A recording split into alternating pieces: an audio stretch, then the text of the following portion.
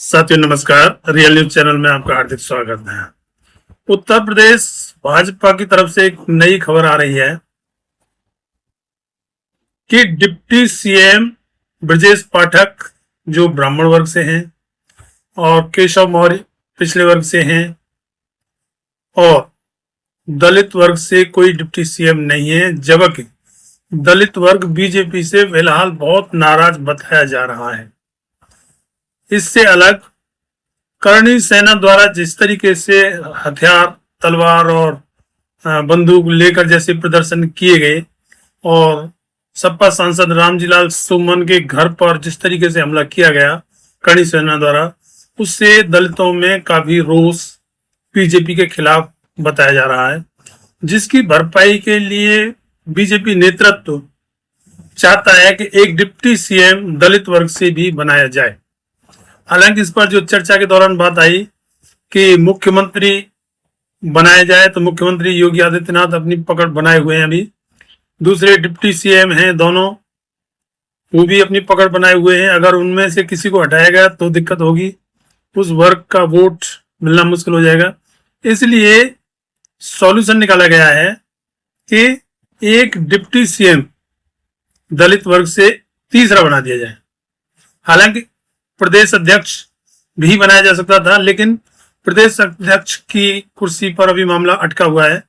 हालांकि पीछे से जो प्रदेश अध्यक्ष चले आ रहे थे भूपेंद्र सिंह, उनका कार्यकाल जनवरी 2023 में समाप्त हो चुका है, लेकिन अगले प्रदेश अध्यक्ष की अभी नियुक्ति नहीं हो पाई है।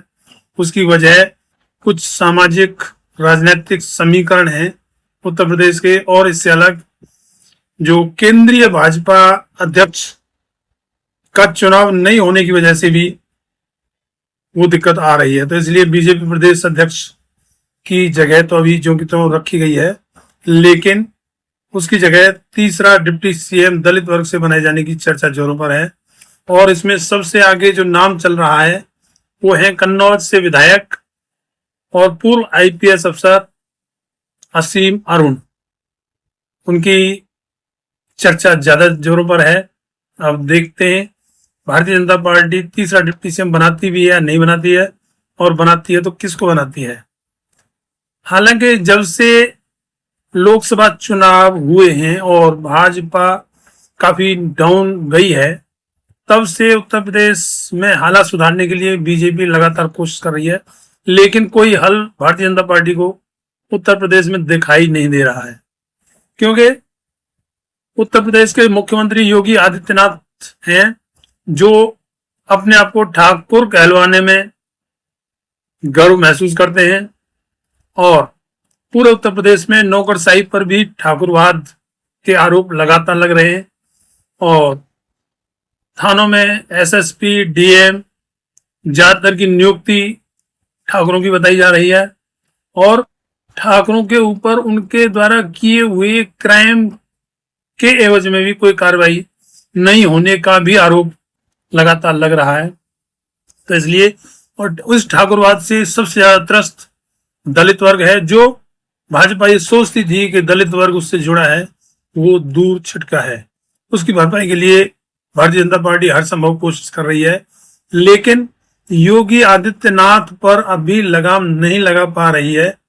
वो भारतीय जनता पार्टी की मजबूरी बनी हुई है कि उत्तर प्रदेश जैसे बड़े राज्य में मुख्यमंत्री पर एक जातिवाद या एक जाति को ज्यादा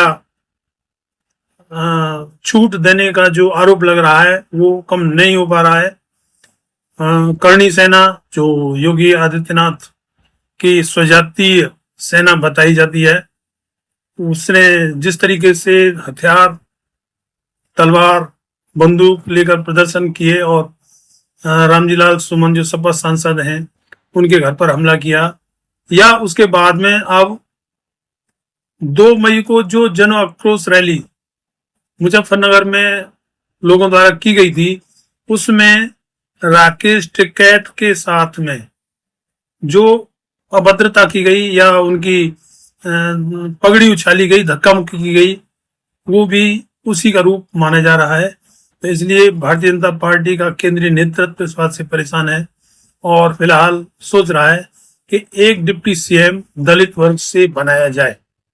हालांकि एक डिप्टी सीएम अगर दलित वर्ग से बनाया भी जाए तो भरपाई होना तो वैसे खैर मुश्किल है, लेकिन भारतीय जनता पार्टी के केंद्रीय नेतृत्व की सोच है और वो उसको पूरा करने जा रही है। ऐसी चर्चाएं राजनीतिक गलियारों में चल रही हैं, विश्वस्त सूत्र बना रहे हैं, बता रहे हैं। और उत्तर प्रदेश का मंत्रिमंडल विस्तार काफी दिन से पेंडिंग चल रहा है। इवन एक पीडब्ल्यूडी मंत्रालय खाली पड़ा है इसी के लिए। तो अब देखते हैं किसकी लॉटरी लगती है। वैसे दलित वर्ग से जो डिप्टी सीएम में सबसे ज्यादा चर्चा असीम अरुण जी की है, और अगर ऐसा होता है तो असीम अरुण जी को बधाई। हालांकि ये सामाजिक समीकरण साधना कोई नई बात नहीं है, पहले से भी चला रहा है, लेकिन पहले नहीं था। जब तक सोशल मीडिया नहीं था तब तक इन चीजों पर ज्यादा ध्यान नहीं दिया जाता था।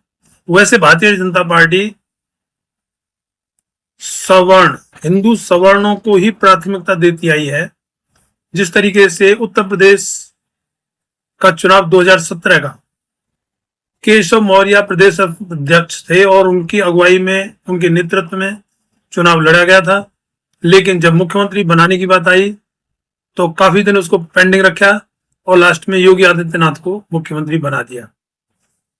तो पद देने में ज्यादातर वो कोशिश करती है कि सवर्णों को ही दिए जाएं, लेकिन अब ये मजबूरी बन रही है। तो डिप्टी सीएम हालांकि ज्यादा कोई बड़ा रोल नहीं होता है, लेकिन फिर भी नाम तो है ही, और ये बहुजनों का दबाव है, बहुजनों की जागरूकता है, जिसकी वजह से भारतीय जनता पार्टी भी एक डिप्टी सीएम दलित वर्ग से बनाने को मजबूर हो रही है। हालांकि चर्चाएं तो ऐसी हैं कि बनाएंगे, बाकी तो वक्त बताएगा क्या होगा। इस वीडियो में इतना ही।